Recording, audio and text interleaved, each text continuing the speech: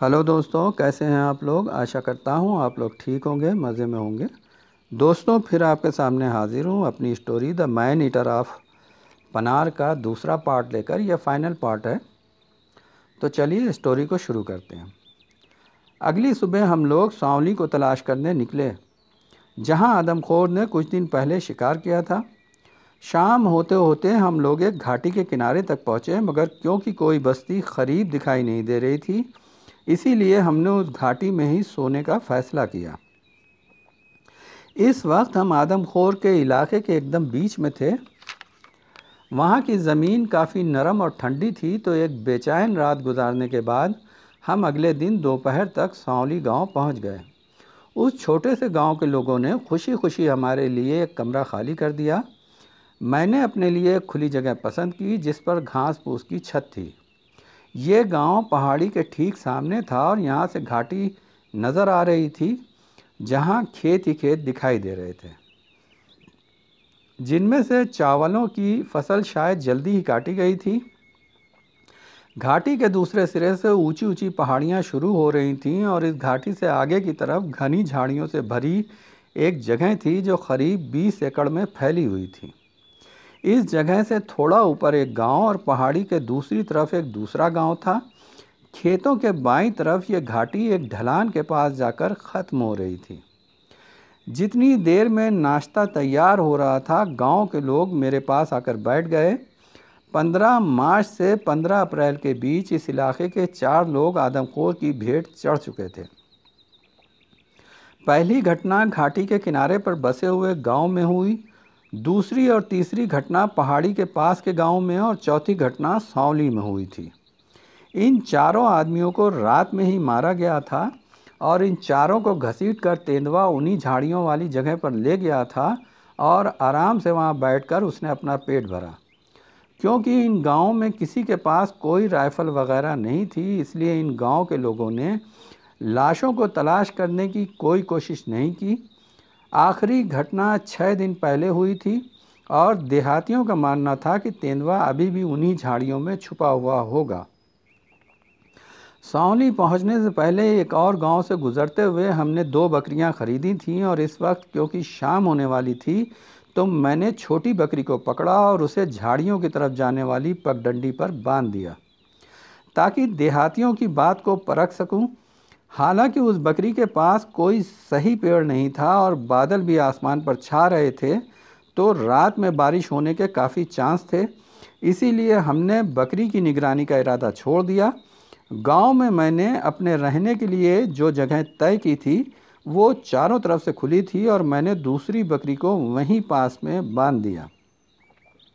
मुझे आशा थी कि अगर तेंदुआ रात में गांव का चक्कर लगाएगा, तो बजाय इंसान के सख्त मांस के बकरी के नरम मांस को ज़्यादा पसंद करेगा। देर रात तक मुझे उन दोनों बकरियों की आवाज़ें सुनाई देती रहीं, जो वो एक दूसरे को अपने पास बुलाने के लिए निकाल रही थीं। अब तक मुझे पता चल गया था कि तेंदुआ यहाँ से बहुत दूर है, लेकिन ये नहीं कहा जा सकता था कि वो कब इस इलाके में वापस लौट आएगा। खैर, यही सब सोचता हुआ मैं सो गया। रात में हल्की बारिश हुई और सुबह जब सूरज निकला तो उसके उजाले में पेड़ों की हर पत्ती और झाड़ी धुली धुली दिखाई दी। पंछी चहचहा रहे थे और मेरे पास वाली बकरी आसपास मौजूद झाड़ियों को खा रही थी और धीरे धीरे मिमिया रही थी। मगर दूसरी बकरी की आवाज़ नहीं आ रही थी। अपने आदमी को बता के कि वो नाश्ता गरम रखे, मैं दूसरी बकरी की तरफ चल दिया। वहाँ पहुंचकर पता चला कि रात को बारिश से कुछ देर पहले तेंदुए ने बकरी को मारने के बाद रस्सी तोड़ी और बकरी को वहाँ से उठा ले गया। बारिश की वजह से घसीटने के निशान तो मिट चुके थे, लेकिन इस जगह के आसपास बस एक ही जगह थी जहाँ तेंदुआ बकरी को ले जा सकता था। ये वही झाड़ियों का झुंड था। तेंदुआ या टाइगर का शिकार करने के लिए उसके किए गए शिकार पर घात लगाकर बैठना मेरे हिसाब से शिकार के बेहतरीन तरीक़ों में से एक तरीक़ा है। हालांकि इसमें सफल होने के लिए कई और भी बातों का ध्यान रखना पड़ता है, मगर इस बार मामला उल्टा था, क्योंकि झाड़ियाँ इतनी घनी थीं कि उनमें आवाज़ किए बगैर आगे बढ़ना संभव न था। अब गांव वापस लौटकर मैंने नाश्ता किया और फिर गांव वालों को जमा करके उनसे आसपास के इलाके के बारे में पूछताछ की, ये जानने के लिए कि बकरी की लाश तक कैसे पहुंचा जाए। मैं देखना चाहता था कि उसमें कुछ बचा भी है या नहीं, ताकि उस पर घात लगाकर बैठा जाए। और मैं ये भी देखना चाहता था कि उस जगह हमारी मौजूदगी से घबरा कर या घायल होकर अगर तेंदुआ वहाँ से भागता तो उसके छिपने के लिए इसी तरह की कोई दूसरी जगह वहाँ आसपास है या नहीं। गांव वालों के अनुसार ऐसी दूसरी जगह जो थी वो यहाँ से करीब 2 मील दूर थी और वहाँ जाने के लिए तेंदुए को काफ़ी चौड़ी और खुली जगह से गुज़रना पड़ता। दोपहर हो गई थी और मैं उन झाड़ियों की तरफ लौट आया। अभी मैं 100 गज ही आगे चला था कि मुझे बकरी के अवशेष दिखाई पड़े। उसके खुर, सींग और उजड़ी का कुछ हिस्सा बाकी बचा था, क्योंकि उस वक्त हमें ऐसा नहीं लगा कि तेंदुआ यहाँ से 2 मील दूर जंगल की तरफ जाना पसंद करेगा। तो मैंने बुलबुल, मैना और दूसरे पंछियों की आवाज़ों से अंदाज़ा करके तेंदुए पर घात लगाई और वो हमें तेंदुए की हर हरकत के बारे में बताते रहे। हो सकता है कुछ लोग ये कहें कि हमने देहातियों को जमा करके हाका क्यों नहीं लगवाया, ताकि तेंदुए को खुले मैदान में लाकर उस पर गोली चलाता।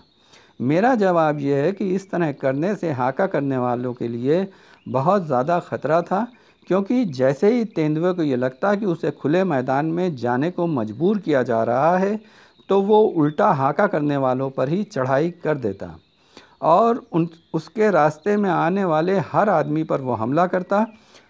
फिर उस दिन कोई कामयाबी नहीं मिली और जब मैं नाकाम होकर गांव लौटा तो मुझे मलेरिया हो गया और अगले 24 घंटे मैं चबूतरे पर पड़ा बुखार से तपता रहा। फिर इसके दूसरे दिन शाम तक मेरा बुखार उतरा। इस बीच मेरे आदमियों ने दूसरी बकरी को पहली वाली बकरी की जगह पर बांध दिया था, लेकिन इस बार तेंदुए ने उस बकरी को हड़प करने की कोई कोशिश नहीं की और मैं जानता था कि तेंदुआ काफ़ी भूखा होगा और उस पर मैं दोबारा घात लगा सकता था। झाड़ियों के पास बकरी की जगह से करीब 100 गज दूर एक पुराना पेड़ था। ये पेड़ 2 खेतों के बीच की मुंडेर पर उगा हुआ था और पहाड़ी के अपोजिट डायरेक्शन में थोड़ा झुका हुआ था।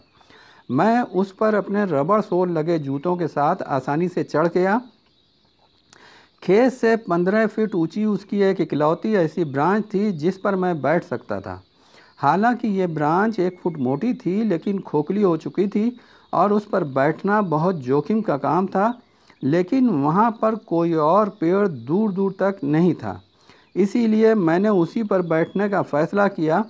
झाड़ियों में मौजूद पगमार्क बिल्कुल वैसे ही थे जैसे उस घर के पास देखे थे जहाँ वो लड़की मारी गई थी।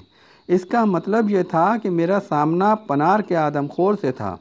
फिर जब मैं आराम से पेड़ पर बैठ गया तो मैंने अपने आदमियों से कहा कि वो कांटेदार झाड़ियों को काटकर रस्सियों से मजबूती के साथ मेरे पेड़ के तने से बांध दें, और मैंने खुद इस काम की निगरानी की ताकि कोई कमी ना रह जाए। और मुझे विश्वास है कि मेरी इसी एहतियात की वजह से मेरी जान बच गई, क्योंकि मेरे दाएं बाएं पेड़ की कोई टहनी नहीं थी कि जिसका मैं सहारा ले सकता। तो कुछ कांटेदार टहनियों को मैंने अपने दोनों बगलों में दबा लिया। 5 बजते बजते मेरी तैयारियां पूरी हो चुकी थीं और मैं उस शाख पर आराम से बैठ चुका था और मेरे कोट का कॉलर मेरे गले पर बंधा हुआ था। मेरा नरम हैट मेरी गुद्दी को बचाने के लिए मेरे पीछे लटक रहा था। मुझसे 30 गज दूर बकरी एक खूंटे से बंधी हुई थी और मेरे आदमी सामने वाले खेत में बैठे सिगरेट पीते हुए गप्पे हाँक रहे थे। तभी अचानक एक चिड़िया ने ज़ोर ज़ोर से बोलना शुरू कर दिया। इसके 1 या 2 मिनट बाद एक दूसरी चिड़िया चीखने लगी। ये दोनों पंछी पहाड़ी इलाकों में दरिंदों की मौजूदगी पर बेहतरीन मुखबिर का काम करते हैं। इनकी आवाज़ सुनते ही मैंने अपने आदमियों को इशारा किया कि वो वापस गांव को लौट जाएं। ज़ोर ज़ोर से बोलते हुए वो गांव की तरफ वापस हो लिए और बकरी ने मिनमिनाना शुरू कर दिया। इसके बाद कोई आधे घंटे तक खामोशी छाई रही और अब सूरज पहाड़ी के पीछे गायब होने वाला था कि 2 मैनाएं जो मेरे ही पेड़ पर बैठी हुई थीं मुझे या मेरे बीच किसी जानवर को देखकर बोलने लगीं। बकरी जो अभी तक गांव की तरफ देखकर मिनमिना रही थी, उसने दिशा बदली और मेरी तरफ देखने लगी। बकरी और मैनाओं को देखकर मैंने अनुमान लगाया कि उनके इस तरह हरकत करने की वजह जो जानवर है वो तेंदुए के अलावा और कोई नहीं हो सकता। क्योंकि चांद रात देर से निकलता, इसीलिए हमें कई घंटे अंधेरे में गुजारना पड़ते। मैं सोच रहा था कि शायद तेंदुआ अंधेरे में आए, तो मैंने अपनी 12 बोर की 2 नाली बंदूक में मोटे छर्रों वाले कारतूस लोड कर लिए थे। एक गोली के बजाय 8 मोटे छर्रों वाले कारतूस से आदमखोर को निशाना बनाना ज़्यादा आसान होता है। क्योंकि अंधेरा ज़्यादा गहरा था, उन दिनों भारत में बैटरी की टार्चों का इस्तेमाल शुरू नहीं हुआ था, इसीलिए मैंने बंदूक की नाल पर सफ़ेद कपड़ा बांध लिया जो निशाना लेने में थोड़ी सहायता करता। इसके बाद कई घंटों तक सन्नाटा रहा। फिर अचानक मैंने महसूस किया कि मेरी बगल में दबी कांटेदार टहनियों को जैसे किसी ने खींचा हो। एक बार फिर मुझे अपने अपनाए गए तरीक़े पर खुशी हुई, क्योंकि जिस तरह मैं पेड़ पर बैठा था उस पोजीशन में मुड़कर अपना बचाव करना संभव न था, और कोट का कॉलर और हैट वगैरह बहुत कमज़ोर बचाव साबित होते। ये बात तो तय थी कि बहुत निडर आदमखोर तेंदुए से मेरा मुकाबला था। जब तेंदुए ने देखा कि कांटेदार झाड़ियों के कारण पेड़ पर चढ़ना संभव नहीं है, तो उसने टहनियों के सिरों को दांतों में दबाया और ज़ोर ज़ोर से झटके लगाना शुरू कर दिए। उसके हर झटके से मैं पेड़ से टकराता। इसी बीच रोशनी एकदम गायब हो गई, और क्योंकि तेंदुए ने सारे शिकार अंधेरे में ही किए थे, इसलिए अब हालात उसके फेवर में थे और मेरे लिए नुकसान ही नुकसान था। क्योंकि सारे जानवरों में इंसान ही अंधेरे में सबसे ज़्यादा बेबस हो जाता है, और अगर मैं अपने बारे में कहूँ तो हिम्मत टूट जाती है। 400 इंसानों को अंधेरे में मारने के बाद तेंदुए को हमसे कोई ख़तरा नहीं लग रहा था। इसका सबूत ये भी था कि टहनियों को खींचते हुए वो बार बार गुर्रा रहा था, और ये आवाज़ ज़रूर गांव तक जा रही होगी। बाद में मुझे मेरे आदमियों ने बताया कि तेंदुए की दहाड़ से उनके पित्ते पानी हुए जा रहे थे, जबकि मेरे ऊपर उन गुर्राहटों का उल्टा असर हो रहा था। क्योंकि उनसे पता चल रहा था कि तेंदुआ अब कहाँ है और क्या कर रहा है, और जैसे ही वो चुप होता तो मुझे डर लगने लगता कि अब वो क्या करने वाला है। कई बार तो उसने बहुत ज़ोर से टहनियों को खींचकर एकदम से छोड़ दिया और मैं पेड़ से गिरते गिरते बचा। अब क्योंकि अंधेरा गहरा था और मेरे पास इसे दूर करने का कोई साधन नहीं था, ऐसे में किसी तरह अगर तेंदुआ हम पर हमला कर देता तो मुझे विश्वास है कि उसके छूते ही मैं पेड़ से नीचे गिर पड़ता। फिर एकाएक तेंदुए ने ऊपरी किनारे से छलांग लगाई और बकरी की तरफ लपका। मुझे तो आशा थी कि तेंदुआ दिन के समय आएगा, इसीलिए बकरी उसी हिसाब से 20 गज की दूरी पर बांधी गई थी, ताकि मैं तेंदुए के हमले के बीच बकरी को बचा सकूं। और इस वक्त अंधेरे के कारण हमें बकरी बस एक सफ़ेद धब्बे की तरह दिखाई दे रही थी। जब बकरी की हरकत बंद हो गई तो मैंने अंदाजे से उस जगह का निशाना लिया जहां मेरे हिसाब से तेंदुआ होता, और ट्रिगर दबा दिया। गोली चलते ही तेंदुए की एक दहाड़ सुनाई दी, और जैसे ही उसने कलाबाजी खाई तो मुझे उसका सफ़ेद पेट दिखाई दिया, और फिर वो भागकर खेत की ऊंची मिंडोर के पीछे छिप गया। फिर 10-15 मिनट तक मैं खामोशी से तेंदुए की किसी आवाज़ को सुनने का प्रयास करता रहा। इतने में मेरे आदमी वहां आ गए और उन्होंने दूर से पुकार कर पूछा कि क्या वो आ सकते हैं। अगर वो ऊंचाई से चलते हुए मेरी तरफ आते तो वो पूरी तरह सुरक्षित होते। मैंने उनसे कहा कि मशालें जलाकर मेरे बताए हुए तरीक़े से मेरी तरफ आएँ। ये मशालें हरे पेड़ों की टहनियों से बनाई जाती हैं और उनमें काफ़ी तेल होता है। उनको जलाने से अच्छी रोशनी पैदा होती है, और कुमायूं के दूर दराज के क्षेत्रों में रात को रोशनी का एकमात्र साधन यही है।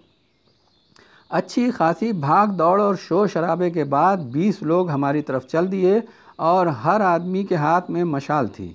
मेरे बताए अनुसार वो लोग एक चक्कर काट कर मेरे पेड़ के पीछे से आए। कांटेदार झाड़ियाँ जिस रस्सी की मदद से पेड़ से बंधी थीं, तेंदुए के उन झाड़ियों को खींचने की वजह से रस्सियों की गांठें बहुत टाइट हो गई थीं। खैर फिर रस्सियों को काटने के बाद कुछ लोग पेड़ पर चढ़े और हमें नीचे उतरने में सहायता करने लगे। उस पेड़ पर बैठे बैठे मेरी टांगें सुन्न पड़ गई थीं। उन मशालों की रोशनी में 30 गज दूर बकरी की लाश साफ नज़र आ रही थी और पूरे खेत में रोशनी थी।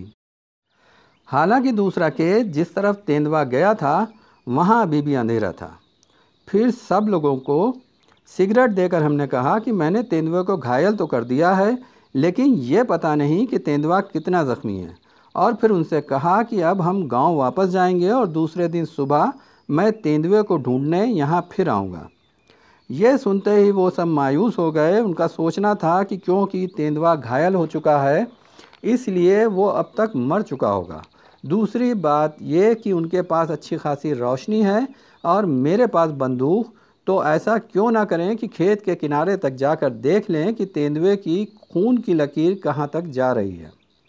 अब काफ़ी बहस के बाद मैं ऐसा करने को तैयार हो गया कि चलो अगले खेत की मुंडेर तक जाकर देख ही आते हैं। उनकी बात मान लेने के बाद मैंने उन लोगों से वादा लिया कि वो सब मेरे पीछे पीछे कतार बनाकर चलेंगे और उनकी मशालें ऊंची रहेंगी, और अगर तेंदुआ हमला करता है तो वो हमें अंधेरे में छोड़कर भाग नहीं जाएंगे। उन लोगों ने हमसे खुशी खुशी वादा कर लिया। फिर मशालों को तेज़ करके हम सब दूसरे खेत की तरफ आगे बढ़े। मैं सबसे आगे था और वो लोग मुझसे 5 गज पीछे एक कतार में चल रहे थे। बकरी तक 30 गज और फिर इसके आगे और 20 गज जाकर खेत का किनारा था। अब हम धीरे धीरे खामोशी से आगे बढ़ते हुए जब बकरी तक पहुँचे तो उसकी लाश भी देखने का वक्त हमारे पास नहीं था, क्योंकि वहाँ से दूसरे खेत का निचला किनारा दिखाई पड़ रहा था। हम जितना ही किनारे के करीब पहुँचते गए उतनी ही दूसरे खेत में रोशनी फैलती गई। जब खेत का एक पट्टी की तरह का हिस्सा बस अंधेरे में रह गया तो अचानक तेंदुए ने गुर्राते हुए किनारे पर छलांग लगाई। अब वो हमारे सामने आ चुका था। आश्चर्य की बात ये कि तेंदुए की दहाड़ में कुछ ऐसी बात होती है कि मैंने हाथियों के पूरे हर्ड को भागते हुए देखा है, और हाथी भी ऐसे जो टाइगर के हमले के वक्त भी अपनी जगह डटे रहते थे। मुझे ये देखकर हैरत नहीं हुई कि मेरे सारे आदमी जो निहत्थे थे अचानक ही भाग खड़े हुए। ये मेरी खुशकिस्मती थी कि भागते समय वो आपस में टकराए और उनकी कुछ मशालें ज़मीन पर गिर गईं। इनकी रोशनी मेरे लिए काफ़ी थी और फ़ौरन मैंने तेंदुए के सीने में दूसरे कारतूस के छर्रे उतार दिए। बंदूक का धमाका सुनकर सारे आदमी रुक गए और इसके बाद मैंने सुना कि वो आपस में कह रहे थे, नहीं नहीं साहब, बिल्कुल नाराज़ नहीं होंगे। सही बात यह है कि पेड़ पर बैठे हुए हमें पता था कि किस तरह नरबख्ची का ख़तरा निडर से निडर आदमी को भी कायर बना देता है। जहाँ तक उनके भागने का प्रश्न था, तो अगर मैंने भी सिर्फ मशाल ले रखी होती तो मैं उन सब से आगे आगे भाग रहा होता। इसीलिए उनसे नाराज़ होने का कोई सवाल ना था। अब उनको शर्मिंदगी से बचाने के लिए मैंने ऐसे दिखाया जैसे मैं तेंदुए का मुआयना कर रहा हूँ। फिर वो लोग 2-2, 3-3 करके वापस लौटे, और जब वो सब इकट्ठा हो गए तो मैंने बग़ैर निगाहें उठाए उनसे पूछा कि क्या उनके पास बाँस और रस्सी है ताकि तेंदुए को गांव लेकर जाएं। उन्होंने फ़ौरन उत्तर दिया, जी हाँ, ये सब सामान पेड़ के नीचे पड़ा है। मैंने उनसे कहा कि जाकर सामान ले आएं और मैं गांव जाकर चाय पीना चाहता हूं। इस वक्त ठंडी हवा चल रही थी और तेंदुए का किस्सा ख़त्म हो चुका था। इसके बाद मुझे दोबारा मलेरिया हुआ और अब मुझे खड़े रहने में बहुत मुश्किल हो रही थी। कई सालों बाद उस रात सावली के लोग सुकून की नींद सो रहे थे और उस दिन से वो लोग निश्चिंत होकर आराम से सोते हैं। दोस्तों, ये स्टोरी यहाँ पर ख़त्म हुई। आशा करता हूँ कि आप लोगों को पसंद आएगी। अगर पसंद आए तो शेयर करें, लाइक करें, और जिन लोगों ने मेरे चैनल को सब्सक्राइब नहीं किया है वो मेरे चैनल को सब्सक्राइब कर लें ताकि आप लोगों को मेरी वीडियो समय पर मिलती रहे। तो चलिए दोस्तों, आपके साथ फिर मुलाकात होगी किसी दूसरी स्टोरी के साथ। आप लोग खुश रहें, आबाद रहें। जय भारत, जय हिंद।